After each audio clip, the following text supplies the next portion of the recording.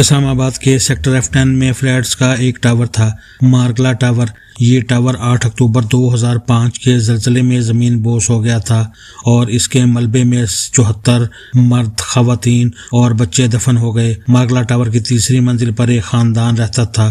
گھر میں 4 لوگ تھے، گھر کا مالک، ان کی بیگم، والدہ اور 13 سال کا بیٹا۔ یہ خاندان بھی ملبے میں دب گیا۔ صاحب خانہ کو ہوش آیا تو اس نے خود کو ایک ستون کے قریب گرا پایا۔ بیوی کو آواز دی، بیوی بھی زندہ تھی۔ والدہ اور بیٹے کو بلایا، وہ دونوں معمولی زخمی تھے۔ یہ چاروں لوگ چند گز کے فاصلے پر تھے مگر ملبے کی وجہ سے ایک دوسرے کو دیکھ نہیں سکتے تھے۔ صاحب خانہ کو اچانک یاد آیا ان کا موبائل فون ان کی جیب میں ہے۔ انہوں نے آڑے ترچھے ہو کر جیب میں ہاتھ ڈالا، موبائل فون نکال کر دیکھا، فون آن بھی تھا اور سگنل بھی موجود تھے۔ صاحب خانہ نے دوست احباب کو فون کرنا شروع کر دیا۔ دوستوں کو اطلاع ہوئی تو یہ گھروں سے نکل کھڑے ہوئے۔ ریسکیو ورکر بھی ٹاور پہنچ گئے۔ وہ صاحب فون آن کرتے، دوستوں کو گائیڈ کرتے اور بیٹری بچانے کے لیے فون بند کر دیتے۔ دوست ریسکیو ورکرز کو ان کی لوکیشن سمجھا دیتے۔ یہ سلسلہ 2 دن جاری رہا، یہاں تک کہ ریسکیو ورکرز ان تک پہنچ گئے۔ خاندان بچا لیا گیا۔ یہ خاندان اللہ کے کرم اور موبائل فون کی وجہ سے سلامت رہا۔ اگر اس وقت موبائل فون صاحب کی جیب میں نہ ہوتا تو یہ ریسکیو ورکرز اور دوستوں کو گائیڈ نہ کر سکتے اور یوں یہ اور ان کا خاندان دوسرے 74 لوگوں کے ساتھ ملبے میں دفن ہو جاتے۔ میں نے اس خاندان کی یہ کہانی 2005 میں پڑھی اور میں نے اس کے بعد یہ معمول بنا لیا۔ میں اپنا فون ہر وقت ساتھ بھی رکھتا ہوں اور چارج بھی رکھتا ہوں۔ میں رات سونے سے قبل فون چارج کرتا ہوں اور اسے سرہانے کے نیچے رکھ کر سوتا ہوں۔ میں فون باتھ روم میں بھی ساتھ لے کر جاتا ہوں۔ میرا آپ کو مشورہ ہے آپ بھی یہ معمول بنا لیں، کیونکہ اس معمول کی وجہ سے آپ کسی بھی ایمرجنسی میں اپنے دوست احباب سے رابطہ کر سکیں گے۔ میں نے زندگی میں بے شمار لوگوں کو باتھ روموں میں پھنسے ہوئے دیکھا۔ لوگ فرش پر گر جاتے ہیں، زخمی ہوتے ہیں اور باہر بیٹھے لوگوں کو اطلاع تک نہیں ہوتی۔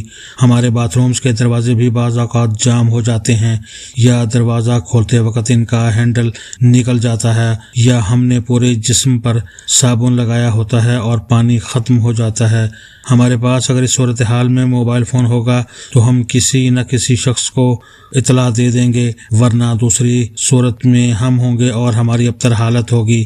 میں اپنا فون ہمیشہ سائلنٹ رکھتا ہوں، اس کی وجہ ٹینشن ہے۔ میں محسوس کرتا ہوں ہم میں سے 90% لوگ دوسروں کو بلا وجہ فون کرتے ہیں۔ آپ کسی روز دن بھر موصول ہونے والی کالز کا ڈیٹا بنائیے، آپ دیکھیں گے آپ کو موصول ہونے والی 90% کالز بلا ضرورت اور بلا وجہ تھیں۔ ہم فون پر بات بھی اونچی آواز میں کرتے ہیں۔ آپ اپنے گرد دیکھیے، وہاں اگر 5 لوگ ہیں تو ان میں سے 2 یا 3 لوگوں کے فون مسلسل بج رہے ہوں گے اور وہ ہاں جی کا نعرہ لگا کر پورا ماحول آلودہ کر رہے ہوں گے۔ آپ کسی جگہ چلے جائیں، آپ وہاں موبائل کی گھنٹی ضرور سنیں گے۔ یہ گھنٹیاں لوگوں کے اعصاب پر برے اثرات مرتب کر رہی ہیں۔ آپ بھی میری طرح اپنا فون سائلنٹ کر کے دیکھیے، آپ کو بھی اپنے مسائل کم ہوتے نظر آئیں گے۔ میں ہمیشہ کال بیک کرتا ہوں، اس سے میرے فون کے بجٹ میں 50% اضافہ ہو جاتا ہے، لیکن زندگی میں 100% سکون آ جاتا ہے۔ یہ ہماری زندگی کی چھوٹی چھوٹی باتیں ہیں، ہم ان باتوں سے زندگی کو زیادہ بہترین بنا سکتے ہیں۔ مثلا میرے دوستوں نے گاڑیوں میں ایک اضافی فون رکھا ہے۔ یہ فون سستا ہوتا ہے، یہ ہر وقت چارج اور آن رہتا ہے۔ یہ نمبر صرف خاندان اور چند قریبی دوستوں کے پاس ہوتا ہے۔ یہ ایمرجنسی فون ہے۔ آپ بھی گاڑیوں یا موٹر سائیکلوں میں ایمرجنسی فون رکھیں۔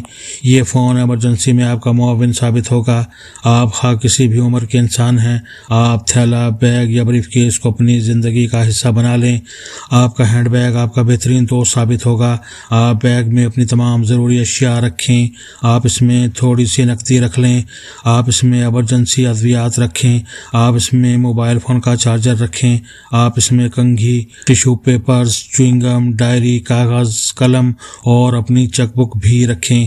آپ اس میں اپنے تمام ایڈریسز اور اپنے دوست احباب کا ٹیلی فون نمبرز بھی رکھیں۔ یہ بیگ آپ کو ہر قسم کے مسائل سے بچائے گا۔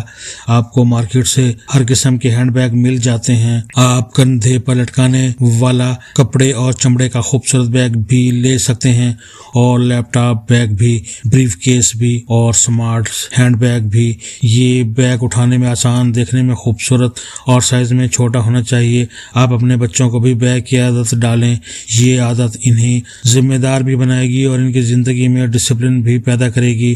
آپ کو اگر اللہ تعالیٰ نے گاڑی کی نعمت سے نواز رکھا ہے تو آپ پھر اس نعمت کی ڈگی کو ضرور استعمال کریں۔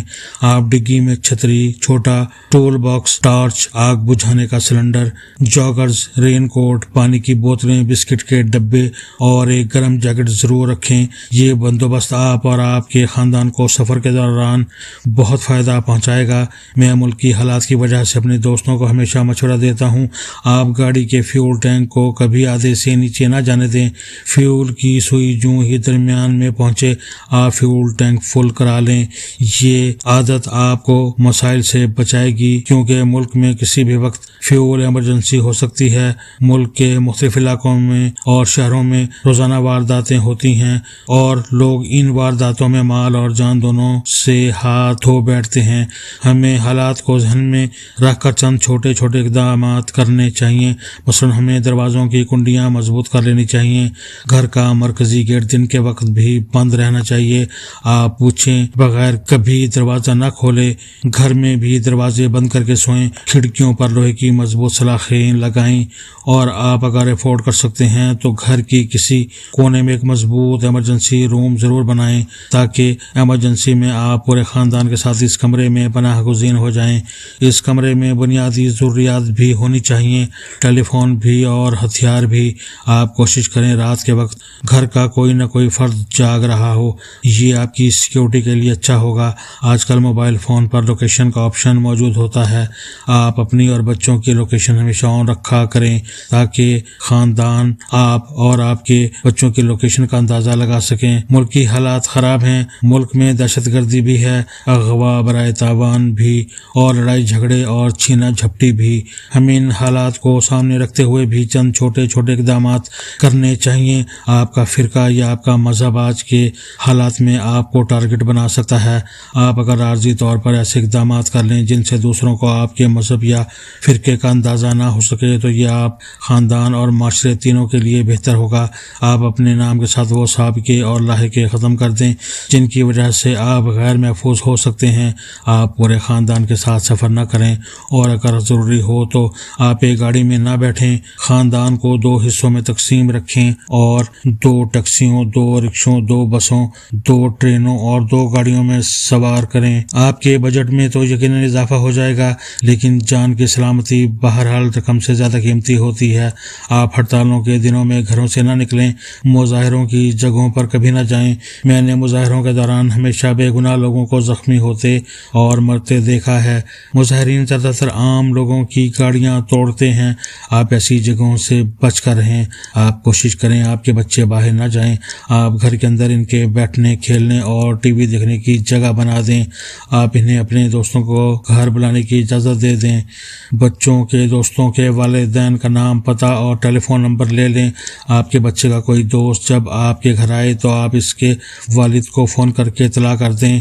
آپ کا فون بچے کے والدین کو بھی مطمئن کر دے گا، اور آپ اپنے بچے کے دوستوں کے بیک گراؤنڈ سے بھی مطمئن ہو جائیں گے۔ آپ دوسرے والدین کو بھی یہ عادت ڈالیں، وہ بھی آپ کو فون کر کے اطلاع دیں۔ والدین کی یہ سوشل نیٹ ورکنگ بچوں کے مستقبل کے لیے بہتر ہوگی۔ اور آخری بات، آپ کوشش کریں آپ اپنی آمدنی کا کم از کم 20% حصہ بچا کر رکھیں۔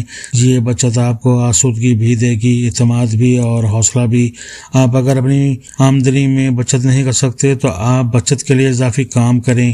آپ پارٹ ٹائم کام کریں اور اس پارٹ ٹائم کام سے حاصل ہونے والی آمدنی بچا کر رکھیں۔ یہ بچی ہوئی آمدنی آپ کو درجنوں مسائل سے بچائے گی۔ یہ چھوٹی چھوٹی باتیں میرا ذاتی اور میرے دوستوں کا تجربہ ہیں۔